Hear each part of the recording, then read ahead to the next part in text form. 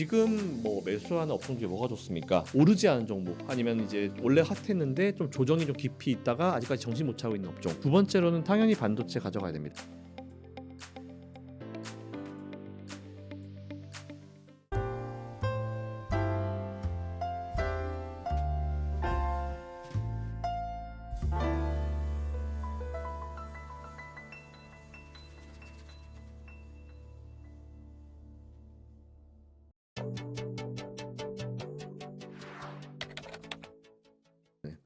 그리고 두 번째로는 당연히 반도체 가져가야 됩니다. 반도체는 제가 예전에 2차전지 핫할 때부터도 말씀을 드렸어요. 2차전지 수익 많이 나 있으시죠? 조금 차익 실현하셔가지고 반도체 매수하세요. 그랬더니 그 밑에 리플로는 뭐라고 되어 있냐면은 2차전지는 미래다. 나 이거 한 3, 4년 가져갈 거다 라고 이제 리플들이 달렸고, 반도체는 올라갈 이유가 없는데 왜 반도체를 하냐, 너나 사라 이런 식이었는데 지금 보면 달라졌죠. 그리고 그때 당시에 2차전지가 미래고 난 4, 5년 투자할 거라고 했던 분들이 고점 대비해서 한 4, 50% 내려오니까 심리가 휘청휘청하죠. 그게 결국은 투자인 것 같아요. 근데 그런 걸 이겨내야지 우리가 결국은 이제 최종적으로 높은 수익을 얻을 수 있기 때문에, 높은 리턴을 원하면은 진짜 하이 리스크로 가야 됩니다. 이제 주식은 진짜 주식 시장만큼 하이 리스크 하이 리턴이 없다고 봐요. 진짜 리스크가 높고 마이너스가 정말 깊게 경험하면 경험할수록, 물론 실적 잘 내고 이제 성장성이 답보되어 있는 그런 기업들을 전제로 말씀드리는 거예요. 그랬을 때 그런 기업들은 사면 이제 소액 없을 것이다 해서 저는 원픽은 2차전지, 그리고 두 번째는 당연히 반도체를 여러분들이 가져가야 된다고 보고 있고, 세 번째는 저는 자동차 가볼게요. 자동차가 보면은 이제 내연기관차가 있을 수 있고 2차전지와 연결되어 있는 전기차가 있을 수도 있고 뭐 하이브리드라든지 아니면 수소 뭐 이런 쪽이 있을 수 있잖아요. 근데 최근에 우리나라 현대기아차가 미국에서 제법 괜찮습니다.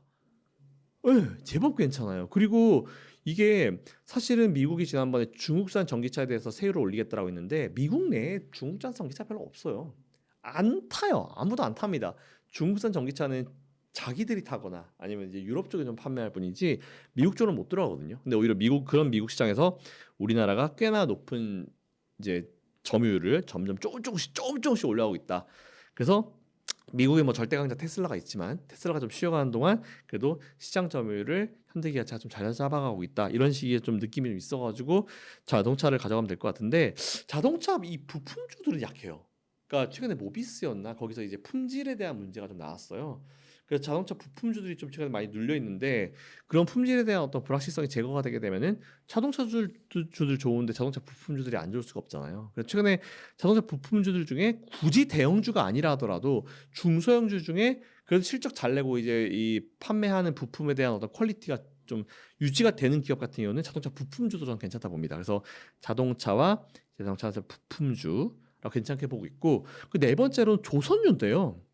조선주는 크게 두 가지로, 컨테이너선, 이게 참 우리나라 예전에는 효자였는데 이게 버렸다가 다시 컴백했고, 컨테이너선, 그리고 두 번째로는 이제 해상 운송, HMM 같이 이쪽인데, 각각 좀 설명을 드리면, 컨테이너선 같은 경우는 원래 사실 중국이 전 세계의 90% 이상을 장악을 했어요. 근데 원래는 우리나라였죠.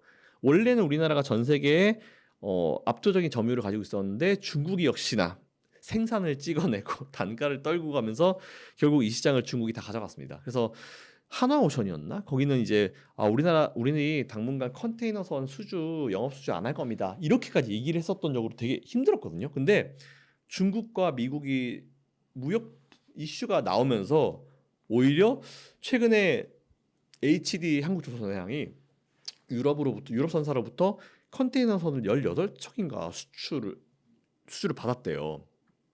그래서 오히려 이 미국과 중국 간의 어떤 무역에 대한 이제 애매한 부분, 그거로 인해서 우리나라가 반사이익을 얻고 있다. 그래서 컨테이너선이 좀 괜찮은 것 같고, 그리고 최근에 이제 저쪽 홍해 쪽 막혀져 있었잖아요. 근데 그 이슈 때문에 HCFI, 그러니까 상하이 운임 지수가 많이 올랐어요. 그러니까 1분기 때는 보통 이제 이런 운임 지수가 높지 않거든요.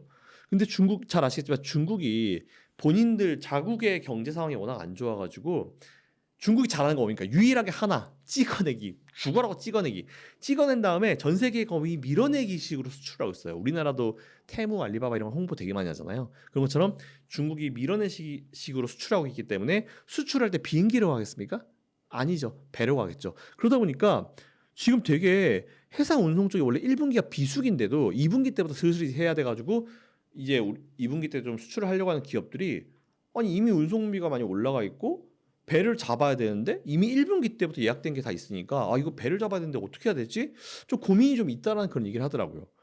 그렇게 봤을 때 당연히 해상 운송 쪽도 우리가 관심을 가져야겠죠. 그러니까 중국의 밀어내기 수출은 저는 당분간은 갈 거라 보고 있어서 뭐 제재가 걸린다 하더라도 제재에 해당하지 않은 그런 품목들을 뭐 좀 밀어내기로 갈 것 같다라는 생각이 좀 들어가지고 오히려 너무 장기론 좀 우리가 중간중간에 시황을 봐야겠지만 한두 달? 이 정도는 저는 조선 쪽도 좀 나쁘지 않다라는 그런 생각이 좀 들었습니다. 그래서 2차 전지, 반도체, 자동차, 자동차 부품, 그리고 조선 이쪽 괜찮은 것 같고 그리고 사실 이 얘기는 저는 사실 이런 식으로 투자를 별로 안 좋아하는데 이 얘기 좀 하죠.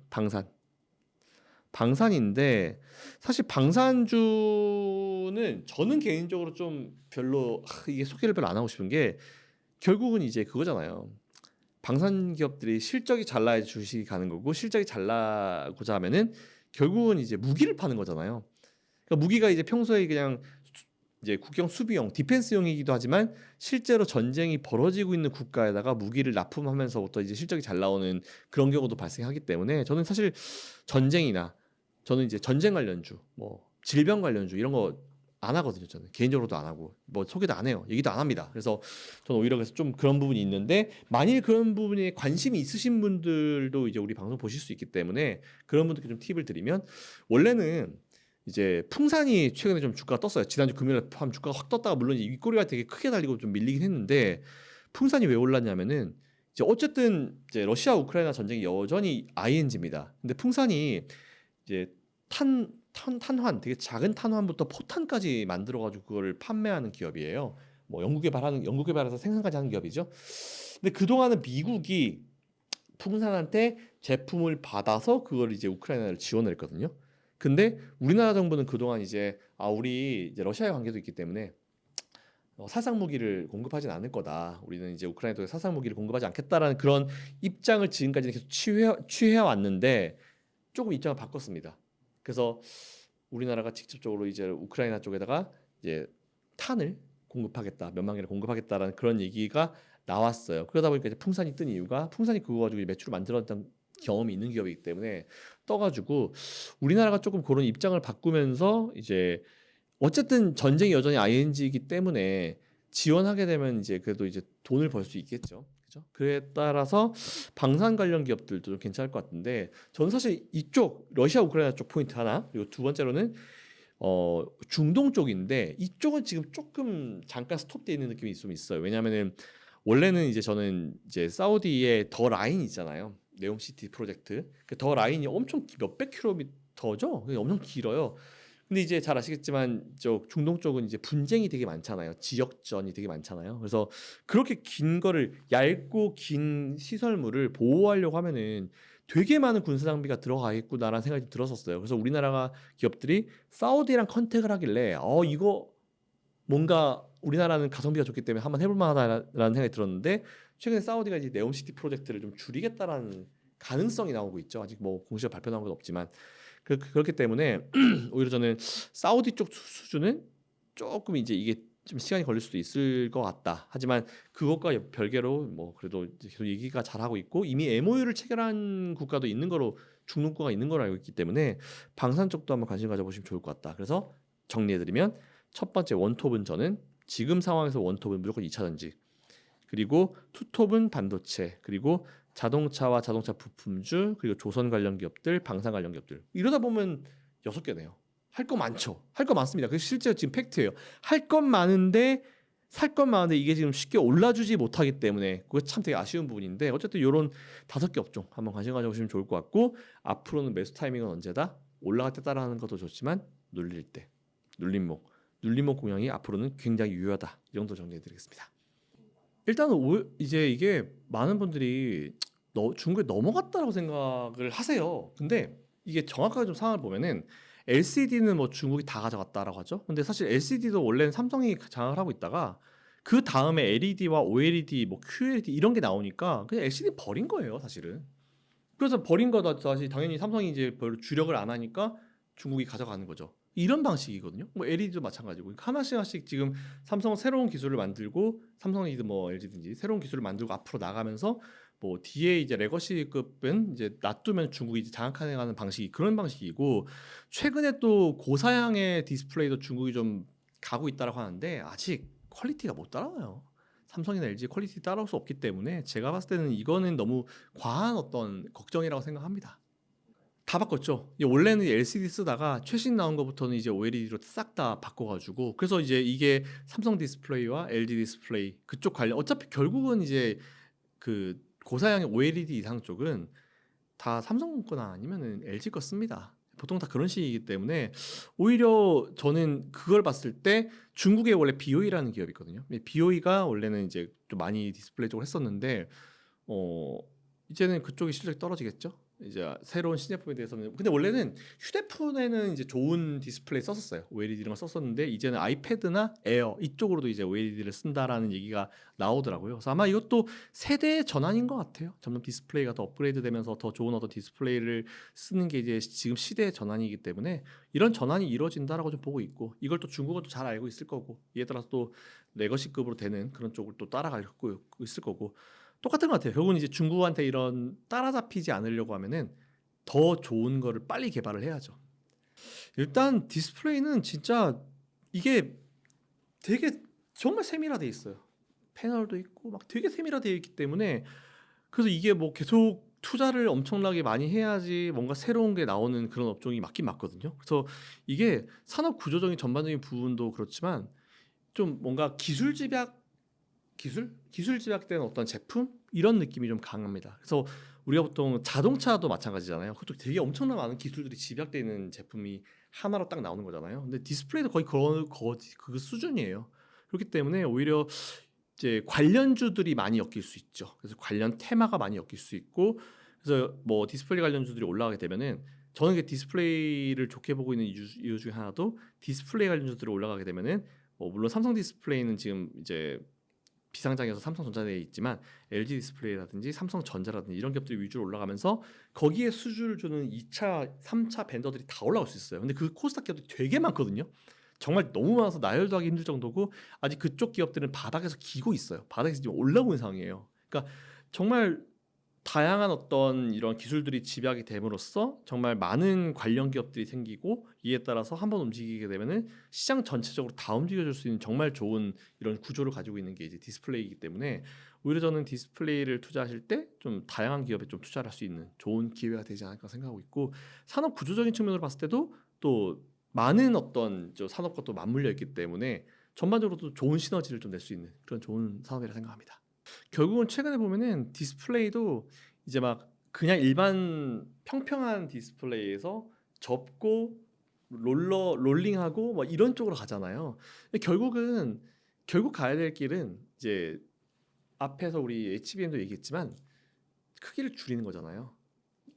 근데 디스플레이도 마찬가지인 것 같아요. 왜냐 아예 딱 대놓고 이제 이렇게 있는 것보다는 더 크기를 줄일 수 있는 방향으로 그 정말 롤러리 감아 놓는다든지 아니면 쭉 뺀다든지 쭉 뺄 때도 어차피 롤링이 필요하구나 그런 쪽으로 갈 것 같아요. 그래서 결국은 이제 플렉서블 쪽으로도 많이 우리가 관심을 가져야 될 것 같은데 저도 사실은 얼마 전까지 플렉서블 휴대폰을 쓰다가 이제 안 씁니다. 근데 플렉서블은 아직까지는 한계가 조금은 있는 것 같아요. 여전히 기술이 좀 발전을 해야 되는 구간이 좀 많이 보이고 자주 접는 부분이 뭐 몇만 회, 몇십만 회 때까지는 괜찮다고 하지만 결국은 플렉서블 디스플레이가 이제 그 기준을 넘어서게 되면은 중간 부분이 문제가 생깁니다. 뜹니다. 그렇기 때문에 오히려 그러면은 그걸 의도하나? 휴대폰 교체 주기를 빠르게 하기 위해서? 뭐 그럴 수도 있겠네요. 어쨌든 근데 그런 완벽한 기술을 만들어내기까지는 시간이 좀 소요가 될 거예요. 여전히 아직까지는 퀄리티가 높지 않다고 판단돼 가지고 그쪽으로 좀 아무래도 좀 많이 쭉쭉 가지 않을까. 이제 이런 형태를 바꾸는 쪽으로 가지 않을까라고 생각합니다. 되게 많죠. 뭐 전공정, 후공정에 근데 일단 저는 대장 먼저. 그래서 지금 LG 디스플레이, 삼성 디스플레이도 삼성전자니까. 그래서 이게 엮여가지고 삼성전자 주가에 영향을 줄 수도 있고, 그리고 LG 디스플레이도 워낙 또 퀄리티가 좀 좋은 제품이기 때문에 일단은 대장주들 위주로 먼저 일단 지금은 좀 관심을 가지고 공부를 해볼 필요가 좀 있습니다. 그러다 보면은 대장주들이 대기업들이 이제 수주를 주는 기업들이 보이실 거예요. 그래서 그 기업들 위주로 좀 쭉 내려가가지고 공부하시다 보면 1차 벤더까지는 일단 관심 가져도 될 것 같아요. 지금은. 저는 6대 4로 나누겠습니다. 6대 4로 지난번과 똑같이 6대 4로 나누고 4를 미국 주식 투자. 미국 주식 투자하고 이거는 M7 중에 아무거나 4개. 특히 여기 엔비디아는 포함. 엔비디아와 애플은 포함해 주십시오. 엔비디아, 애플, 테슬라 포함. 이렇게. 그리고 하나는 여러분들이 M7 중에 하나 골라서 매수 가능. 그리고 나머지 60%는 국내로 가시되 2차 전지 반도체 요 두 개에다가 비중을 30%. 그리고 나머지 자동차 쭉쭉 이쪽 라인들을 10%씩. 네, 요렇게 가면은 제일 적절하지 않을까라고 생각합니다. 지금 현금 굳이 가질 필요가 없을 것 같아요. 네, 지금 진짜 되게 힘든 시점이거든요. 되게 힘든 시점이고 지금은 오히려 필드에 있는 분들도 시장 왜 이래? 시장 왜 이래요? 저희끼리 만나면 우스갯소리를 그래요. 시장 왜 이래요, 대표님? 막 이렇게 얘기를 하는 시점이 지금이에요. 그러니까 여러분들만 힘든 시점이 아니고 다 시장에 참여해 있는 사람들 다 힘든 시점인데 이럴 때일수록 제가 평소에 말씀드렸던 대로 극과 극의 전략을 취하시면 좋습니다. 아예 장투로 가시거나 아예 단기 투자하시거나. 근데 대부분이 아마 직장을 다니시면서 투자하시는 분들이 많으실 거예요. 뭐 그런 경우에는 제가 아예 단기로 투자하시라고 말씀드리긴 어렵죠. 아무래도. 그래서 좀 지금은 실적은 괜찮은데 괜히 시장 때문에 밀리는 기업 아마 보이실 거예요. 이제는 그런 기업들은 조금씩 분할로 이제 매수를 해서 이제 비중을 늘려가신 전략 대신에 한 업종과 한 종목의 30% 이상 비중은 절대 안 되기 때문에 그건 좀 주의하시라는 말씀을 좀 드리고요. 앞으로 시장은 그럴 거예요. 지금처럼 어려울 겁니다. 매일매일 보면 정말 피로도가 정말 올라갈 텐데 시간이 좀 지나고 보면은 그래도 종목이 지수가 한 20-30% 올라 있구나. 지수가 이렇게 올랐어? 종목이 그래도 좀 올라왔네. 시간이 좀 넓게 보면 그런 시장이 앞으로 될 거기 때문에 그런 거 다 체크하셔가지고 투자 이어가 보시면 좋을 것 같습니다. 감사합니다.